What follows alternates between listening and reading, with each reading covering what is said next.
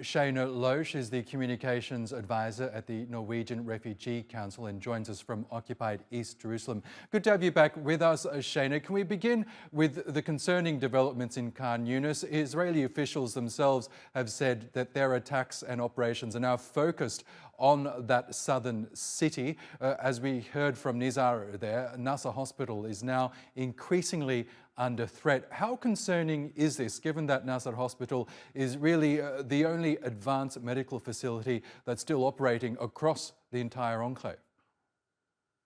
It's incredibly concerning to see that after more than 100 days, more than 15 weeks, we are still facing the same challenges. Hospitals collapsing, thousands of people injured without able to get adequate treatment.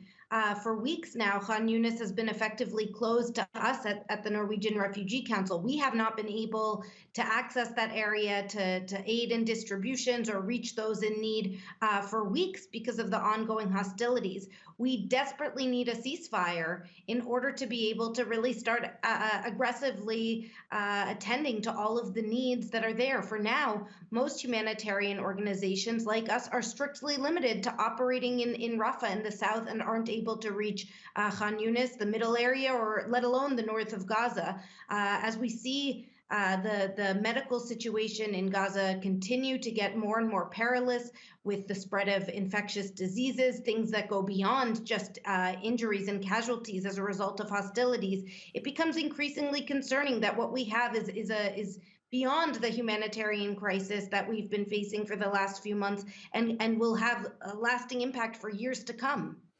And Shaina, we know that the recent deal that was brokered by Qatar that allowed more aid into the enclave through Rafah in return for medicines reaching Israeli hostages being held in Gaza, that was struck a little over than a week ago. Have you seen any improvement in the humanitarian situation as a result of that deal? You know, we don't work in the medical field, so I can't say how the medicines and increase in medical supplies impacted the medical field. But what I do know is that the amount of aid that needs to get in is really so great and so grave that it can't just be solved in one day of extra shipments or a couple of days of getting in extra supplies. This is something that's going to require prolonged assistance, where we have a constant flow of trucks coming in, a massive scaling up from the couple of hundred trucks that we are seeing come in recent days. It also is concerning that this humanitarian assistance is linked to some type of negotiations, a political agreement. Humanitarian assistance should never be politicized.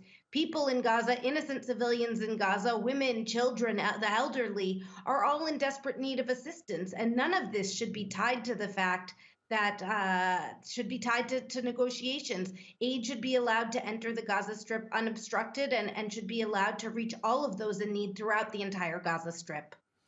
Okay, Shaina Low, we'll leave it there for now. Thank you so much for updating us there from occupied East Jerusalem.